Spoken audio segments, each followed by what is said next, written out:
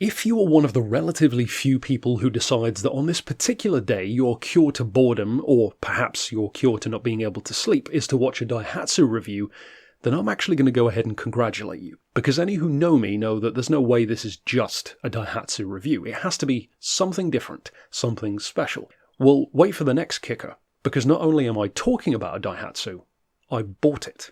This is my car. Why in the hell would somebody like me, who literally buys 7-8 litre Lincolns and Jag XKRs and Maserati Quattroportes left, right and centre, ever even consider being seen dead in a Daihatsu, let alone buy one, and I'll be honest with you, absolutely love it. Well, if you think that's crazy, I'm going to go a third level on you. In a few days' time, I'm going to be making my wrap-up to Beards and Cars for 2023, in which I will be crowning my Car of the Year. You know what I'm going to say next? This is my Car of the Year 2023. Why on earth is this car good enough? How on earth is this good enough for me to be gushing over it? Well, the story is obviously deeper.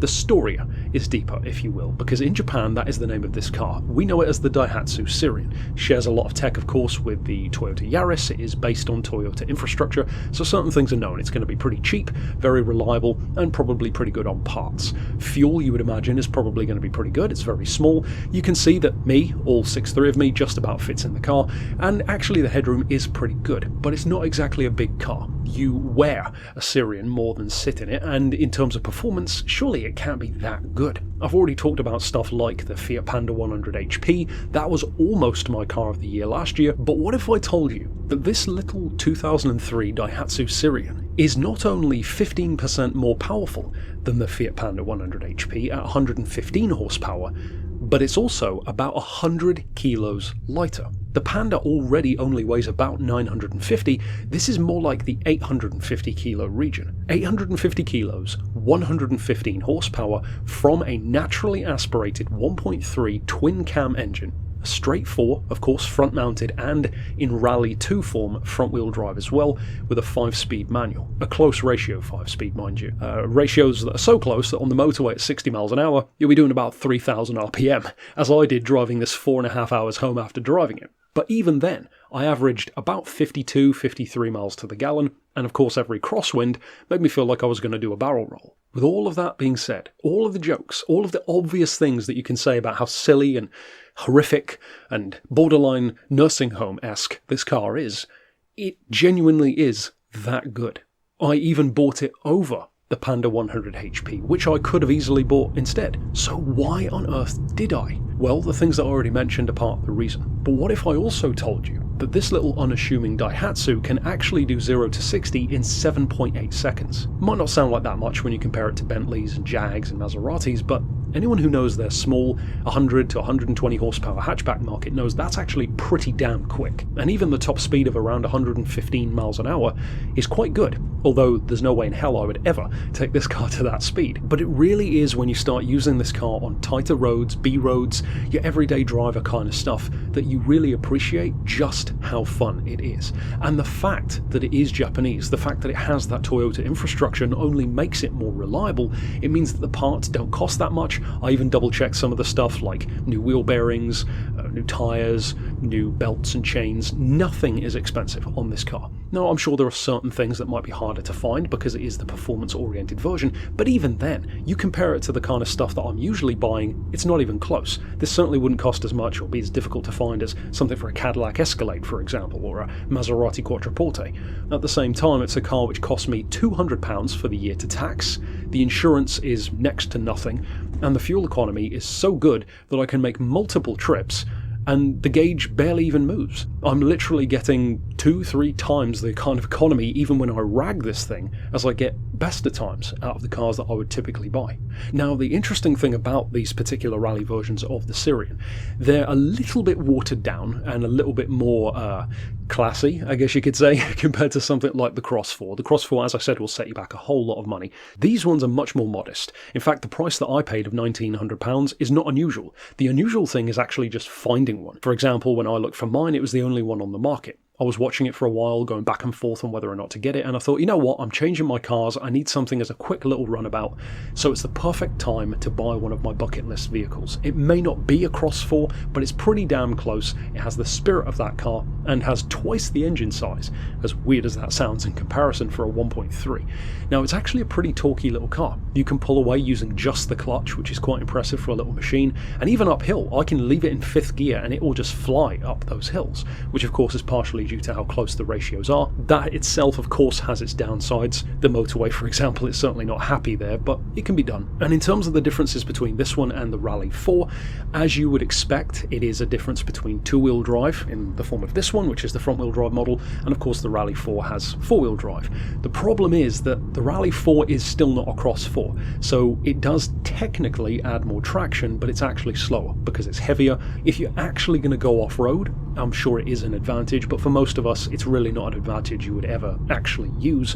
So the front-wheel drive version is, and I would say most other owners and fans would probably agree, the better one. That's not something which I would have expected to say. I would always go for a four-wheel drive version if I can, but on this occasion, having this much power, it's not really necessary. And of course, with the Cross 4 having a limited slip diff both on the front and the rear, makes a pretty huge difference there as well. Now, that's not to say that this car doesn't have its disadvantages. Two of the most common disadvantages tend to be one in terms of how it drives and two in terms of a common issue. The common issue probably won't surprise you too much, which is rust. They tend to have a bit of a rust issue, especially around the rear arches. This one already had that work done to get ahead of it. It could be something that comes up in future, and as I walk around the car, it does look a bit better in the video. I didn't even bother washing the car for this video, just to highlight my point of how completely under the radar this thing is, even in red. And as crazy as it sounds, this is a first for me in so many ways. This is only my second Japanese car I've ever had, second to the Evo, of course. It's my first manual car I've ever owned. It's, my 15th vehicle now, I think, and the first manual I've had, and yet it has genuinely made me fall in love with using a manual. And anyone who, again, knows me knows that's a big deal. I'll still choose an auto when I can have it, but there are certain cars that definitely don't need that and would not feel right with one, and this is one of them. The Panda 100 HP is another example. The other downside is one in terms of driving it. And this is a bit of a strange one, because it's not a downside you would expect. Stuff like the short ratio gears being an issue on the motorway, and maybe stability because it's so light, you'd expect those kind of things, but the brakes are actually a common thing. And when I first drove it, I found them to be a bit spongy. I thought maybe it's this particular car. I was talking to the chap who was selling it, who immediately regretted getting rid of it even as I was buying the car. It's a common thing apparently. The brake is pretty spongy. And it's spongy initially, in particular. So it has, and this is the only time you'll ever compare a Daihatsu to this car in the same sentence, but it actually suffers from the same issue that the Mercedes SLR McLaren has, which is that the brakes are very powerful, and they are working, they just don't feel like they're working. It lacks a bit of braking feel through the pedal. This one, although of course nowhere near as powerful as those carbon ceramics, has kind of a similar effect. So you start to press the brake, it does slow down, but you don't really get any feedback until you give it maybe a third of the brake pedal down. And then it comes to a stop just fine, but it does mean that if you really throw this thing through corners, in country roads for example, you might have a little bit of a hair-raising or white-knuckle moment if you forget that you do need to press a little bit harder, and perhaps a little bit earlier, on that brake pedal, that postage stamp-sized brake pedal, as you would with a normal car. Which, as I said, is kind of surprising. You would think with a performance or rally-oriented machine they might have accounted for that and made it a bit better. I'm sure there are upgrades you can do. I know people like to swap these out for braided brake lines. This particular one, it has a faded red rear wing. Of course, fading is very common on a red car. Again, crazily enough, this is my first ever red vehicle I've had. The roof is faded, it's covered in muck, and even the fake chrome on the door handles is of course bubbling up. Nothing about that actually bothers me though. And I don't think it bothers anyone else either, because again, it's a Daihatsu, so who really cares? That's kind of the point of it. On the interior side of things, there are one or two choices that Daihatsu made which are a bit odd, especially for something which is the more performance-oriented version. For one thing, it's got electric windows all round. That was a mistake, because electric windows are something which can break. The windows in this one are very sluggish, so I literally never use them. I think rollers would have been a far better idea, for two reasons. One, they're simpler, and of course, secondly, it's lighter. And why wouldn't you want to save weight in the performance version? Rollers just don't really break, typically, so I would have much preferred that. I'm sure some people have probably converted them, I doubt I'll bother, but again, that's kind of a weird choice. An even weirder choice is that it has stuff like electric mirrors. You can adjust the mirrors electrically and I believe even fold them in, which again is such an unnecessary thing to have on a car like this. It's almost like they took it from the L or, luxury trim, whatever they would call that, maybe the little 4-speed auto version of a Sirion, and just slapped it onto this. I'm sure that's exactly what they did, but again, it's totally pointless, and I don't think anyone really cares. It does, as it happens, have aircon as well, and it's even got a little footrest for when you are on a longer journey, although of course you'll want to be careful with that footrest because it's about the same size as the clutch pedal. So with feet like mine, you'll need to get your foot out of the way, which is why you can see my knee is basically under my chin. I'm not going to say it's the most comfortable thing over long journeys, but as insane as this sounds, as somebody who at this moment literally has this car parked next to a 3-ton, 224-inch Cadillac Escalade on my driveway, I will say that this actually has genuinely more headroom than the Cadillac. I know that sounds unbelievable, but the reason why is because in this car, it's not that wide, it's not that long, but of course K-car style, it's fairly tall in terms of headroom. So I can literally sit completely upright with my back in the best possible position and still have headroom. Whereas in the Cadillac, I cannot do that. In the Escalade, I can sit comfortably enough, but the fact that it has the sunroof, of course, sacrifices a lot of that space because you've got to have the electronics and the motor above you, which makes the roof liner thicker, and of course the seat itself has tech underneath, which means it can't go down quite as far. So it's kind of crazy how much use of space this car has. Of course it does have a downside in terms of just how thin the body is, so it's only got a 3 out of 5 on crash safety. Let's be honest, who would have expected this to ever be good in a crash? It's not why you buy a car like this. But none of that really matters to me, because it's a tiny, cheap runabout that no one pays any attention to. And even with my admittedly frequent road rage that I have with slow people, it must look quite hilarious. And sure, when you have road rage behind someone in a black 3-ton, 224-inch long, 6'3" high, blacked out Cadillac Escalade, where it looks like the CIA have paid a visit to England for some random reason. In this car, on the other hand, it probably looks like something more akin to being chased by an angry tomato. And the thing is, it doesn't need to attract attention. It doesn't need to be popular. It doesn't need people to love it. This is 100% the kind of car that you either get or you don't. Everyone who loves a fast little hatchback will love driving this thing. There is no way that you can drive it and not enjoy it. It's just that much fun. Plus you're getting superb fuel economy, Japanese reliability, and because it's so rare, mine is legitimately, I believe, one of only 17 of these in the UK, so it's a proper little unicorn, and it means that when you do put it up for sale, you will actually get way more interest than you'd think. So not only is it a fantastic little daily driver